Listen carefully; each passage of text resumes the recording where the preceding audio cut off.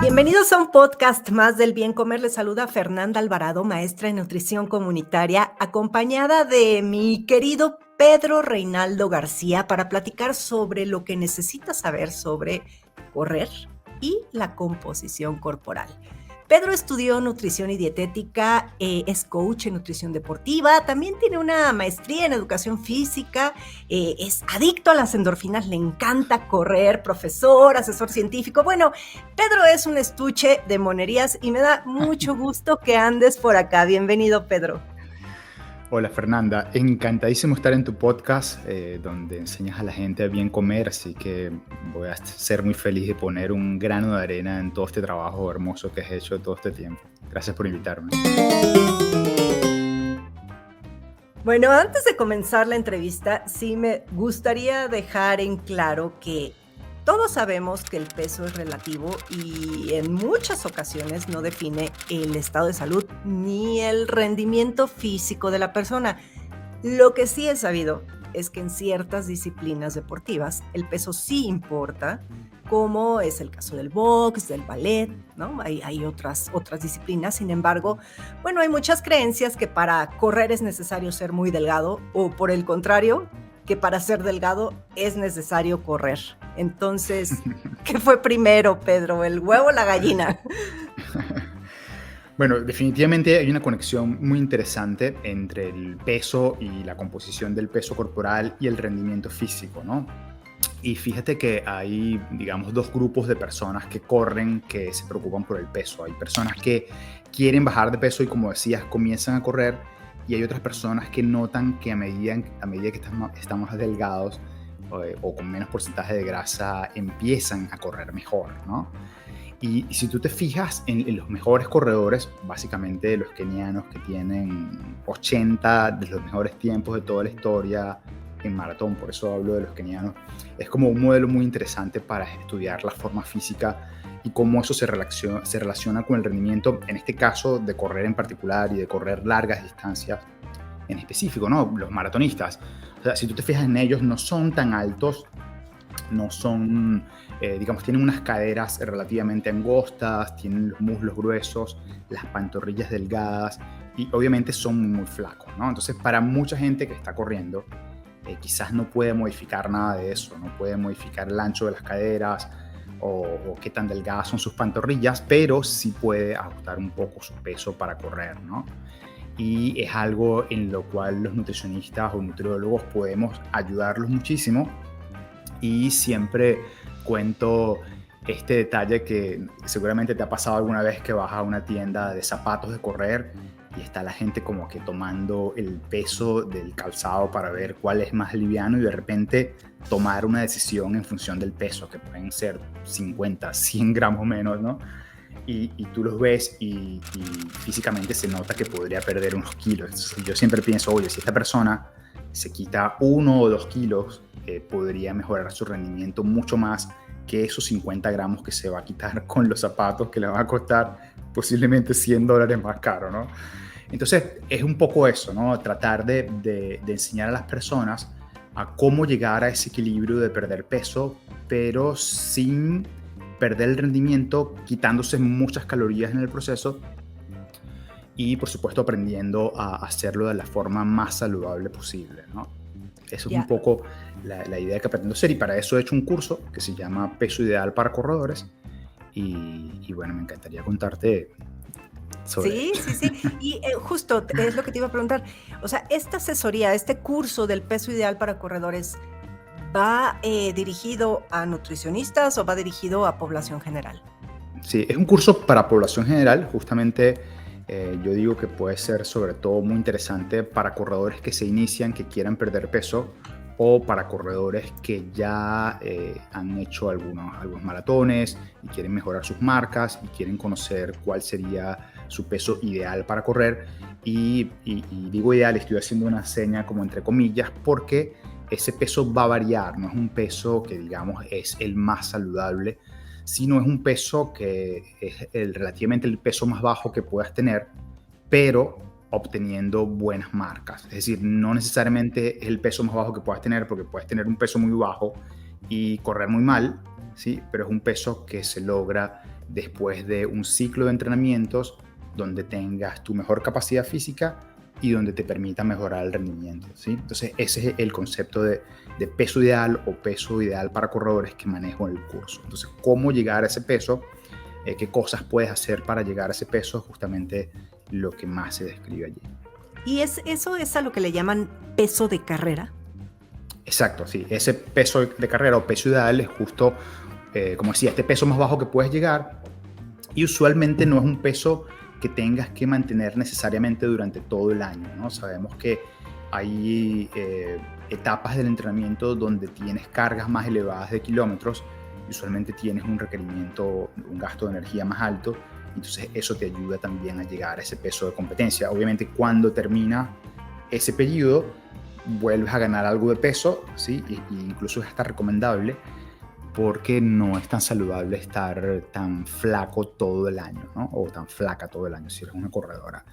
Y bueno, allí en ese curso cuento la experiencia de más de 10 años asesorando corredores y maratonistas para bajar de peso y lograr sus mejores tiempos en las carreras. Incluso cuento que yo, cuando era corredor de competencia, que era capaz de hacer 34 minutos en 10 kilómetros, pesaba 13 kilos menos de los que peso ahora. No es que ahora tenga obesidad, pero obviamente he trabajado más la parte de fuerza. Tengo una composición muscular diferente o un corporal diferente con más masa muscular, y eso marca una gran diferencia en la forma en que yo puedo correr ahora. Yo siento que mi peso no me permite ir más rápido, pero igual mi objetivo no es ahora ir más rápido, sino seguir corriendo, ¿no? Entonces, bueno, eso es un poco lo que comparto en el curso, y estoy seguro que va a ayudar a todas aquellas personas que se propusieron este año bajar un poco de peso para correr mejor. Ya, y además, bueno, supongo que el tener o mantener cierta composición corporal, pues va a tener muchas mejoras fisiológicas y lo que seguramente, bueno, yo si me pongo del otro lado y suponiendo que no sé absolutamente nada, me preguntaría, si yo tengo sobrepeso, si tengo kilos de más, ¿correr sería un buen ejercicio? Claro, siempre y cuando tengas en cuenta varios principios del entrenamiento que son muy importantes, y como dice la palabra principios, es como que lo básico. Una de esas cosas básicos, esos principios básicos, es la progresión, ¿no? Que vayas progresivamente aumentando la intensidad del ejercicio, la duración del ejercicio, para que tu cuerpo se vaya acostumbrando a tener una exigencia cada vez mayor, ¿no? Entonces ahí en el curso cuento, por ejemplo, dos escenarios diferentes. El escenario de este corredor que quiere comenzar a correr para bajar de peso, o el corredor que ya está muy cerca de su peso de competencia y que hace un entrenamiento importante. Entonces, en este tipo de corredores que ya tiene un nivel de carrera, ya ha hecho marcas, pues allí es mucho más delicado modificar las calorías porque tienen una carga de entrenamiento más alta. Pero en aquel que se inicia, como todavía no está fisiológicamente adaptado a hacer un entrenamiento más intenso o más largo, entonces ahí podemos ser más restrictivos en las calorías y de esa forma acelerar un poco la pérdida de peso para que poco a poco vaya produciendo las adaptaciones que necesita para correr, ¿no?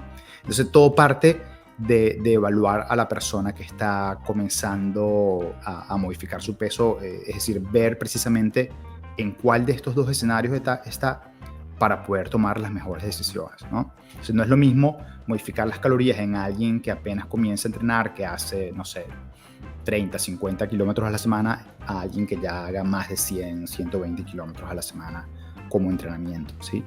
Entonces, es muy importante tomar en cuenta esos detalles.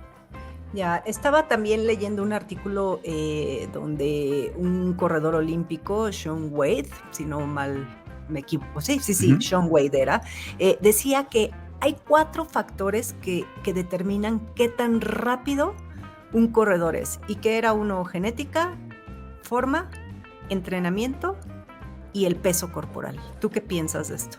Claro. Sí, sin duda. De hecho, si lo ves en las carreras, en cualquier carrera que te asomes, los que van de primero siempre este, físicamente se notan muchísimo más delgados, y es que eso tiene un montón de ventajas. Imagínate que cuando corres tienes que llevar tu peso de un punto A un punto B, y para poder desplazarte tienes que vencer la gravedad, tienes que ir en contra de la gravedad. Entonces, obviamente, mientras más ligero estés, más fácilmente vas a poder avanzar, por una parte. Luego, si tú tienes, digamos, un consumo de oxígeno de 55 mililitros por kilo, ¿sí? Y tienes menos kilos de peso, vas a tener una mejor distribución de ese oxígeno en el cuerpo. Si estás más delgado, tienes menor cantidad de tejido adiposo, vas a poder disipar el calor más fácilmente cuando estás corriendo en un lugar caluroso, ¿sí? Entonces hay un montón de ventajas fisiológicas que tienen que ver con el peso y que ayudan a que corras mejor, ¿no? Por eso decía al principio que quizás el único aspecto de la composición física que está a nuestro alcance para modificar más efectivamente es el tema del peso y en particular el tejido adiposo. Y por eso pienso que el curso tiene mucha validez para que las personas que estén interesadas en modificar su peso para correr mejor puedan tener herramientas para hacerlo, ¿no? Entonces ahí cuento también qué detalles tienes que tener en cuenta para saber cuál es tu peso ideal, porque no hay una tabla, no hay un porcentaje de grasa que funcione para todo el mundo, no hay, es decir, si tú buscas el peso de un corredor de alto nivel en alguna de las tablas peso talla o en alguna de las fórmulas, ninguno de estos métodos va a ayudarte a definir su peso ideal para correr, ¿no? Que además incluye toda esta parte que comentaba antes de un buen rendimiento. Entonces ahí doy muchas estrategias para que las personas puedan ayudar a identificar ese peso y tiene que ver mucho con el hecho de digamos, controlar, ¿verdad? Tomar tu peso, tomar tu composición corporal e ir llevando una relación de cómo eso afecta tu rendimiento, ¿no? Obviamente en las carreras hay otras cosas que afectan el rendimiento como el clima o como la ruta, pero en lo general usualmente la gente cuando va viendo que va poco a poco reduciendo su grasa corporal y también el entrenamiento va haciendo su efecto, notan cómo van mejorando y si son cuidadosos viendo los detalles de esa mejoría pueden llegar a descubrir cuál es su peso ideal para correr o su peso de competencia, ¿no? Entonces allí describo eso. También cuento sobre los errores más comunes que cometen los corredores que quieren Justo bajar eso, de peso. eso te iba a preguntar, justamente porque pues de repente vemos que quiero bajar de peso, ¿no? Sobre todo ahora en enero, que es el mes del propósito de bajar de peso. Y empiezas a hacer locuritas y de repente, bueno, ya vemos a mujeres con pérdida de ciclo menstrual, ¿no? El estrés a tope, no pueden dormir, insomnio, lesiones constantes, ¿no? La fatiga y le echamos la culpa a todo menos a lo mal que estamos perdiendo peso, ¿no? Estamos perdiendo peso de una manera no saludable. Entonces, justo, claro. O sea, ¿cuáles serían esos errores comunes que cometemos los corredores?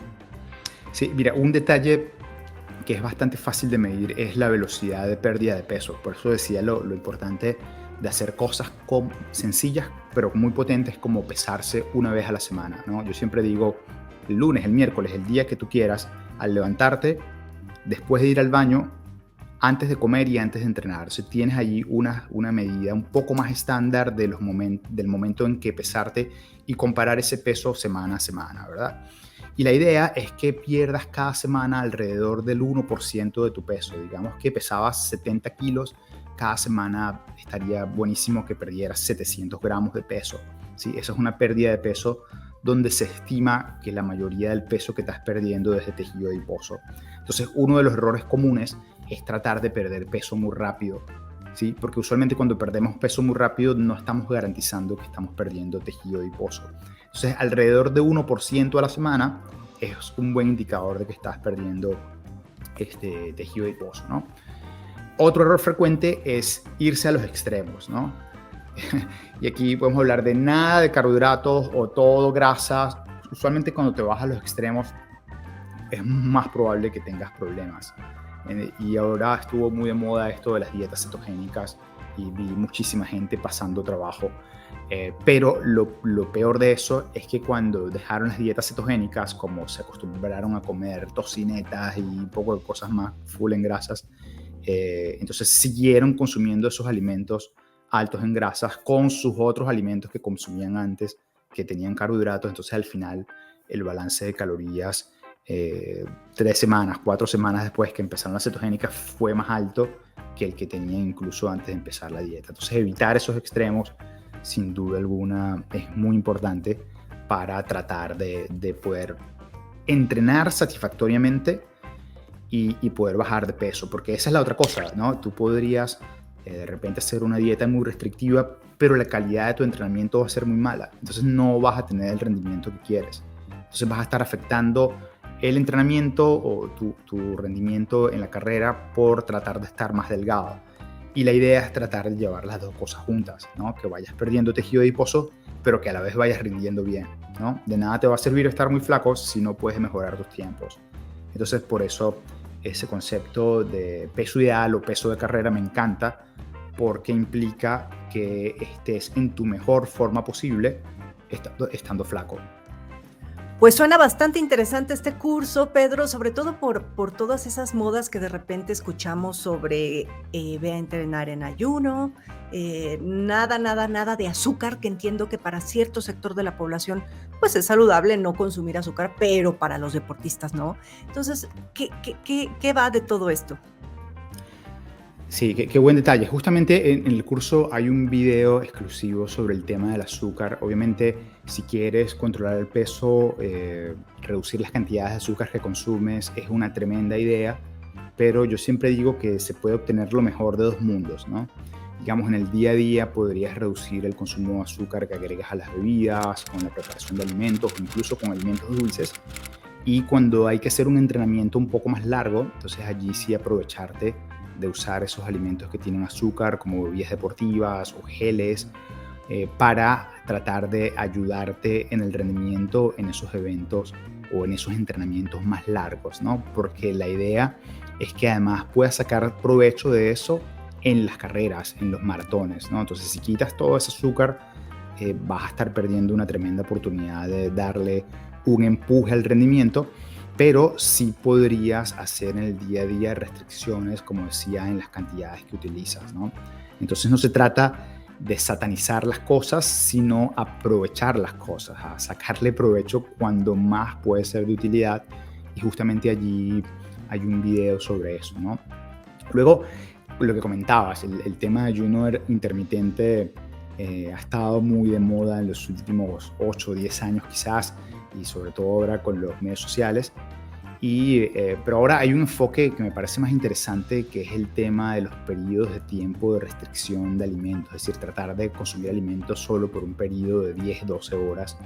Eso me parece más sensato que estar haciendo ayunos saltando horas y días, ¿no? Pero bueno, la idea es que uno pueda aplicar cada estrategia dependiendo de cada persona, porque sí entiendo que algunas personas toleran menos este tipo de espacios de alimentación. Y también el curso, obviamente el curso es algo para todo público. Hay ideas generales que puedes aplicar sobre, por ejemplo, como cómo percibir tu sensación de llenura para saber cuándo comenzar a parar de comer. Son unas de esas estrategias que yo digo que te ayudan a perder peso sin contar calorías. Allá hay 5 estrategias más de esas. Pero además, si alguien quiere una asesoría personalizada o quiere un plan mucho más individual, pues también tiene cómo contactarme al final del curso para ofrecerle esa asesoría. Pues me parece maravilloso que tengamos ya estas herramientas y sobre todo digitales que la puede aprovechar cualquier persona alrededor del mundo. Y como bien dices, pues es un curso, no es una consulta, pero si quisieran una asesoría personalizada, pues también hay manera de contactarte. Pedro, ¿con qué quieres que se quede la audiencia?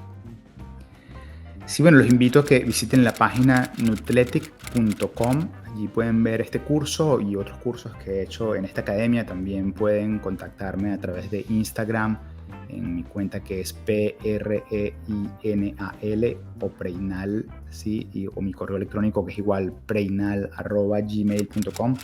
Y bueno, con mucho gusto podemos estar en contacto por cualquiera de esas 3 vías. Perfecto, Pedro. Pues bueno, ya ahí están tus medios de contacto y como lo dijiste, es un curso tiene recomendaciones generales, pero si alguien está interesado en recibir una asesoría personalizada, pues también por estos medios te pueden contactar. Te agradezco muchísimo que hayas estado en estos micrófonos y espero verte muy pronto por acá. Muchísimas gracias y bueno, la admiración eterna de tu trabajo y bueno, espero que nos veamos pronto en físico. Te Sí, mando yo un abrazo. también eso espero. Te mando un abrazote y bueno, ya saben que a mí pueden encontrarme en Instagram y en YouTube como Bien Comer. Gracias, Pedro. Hasta luego.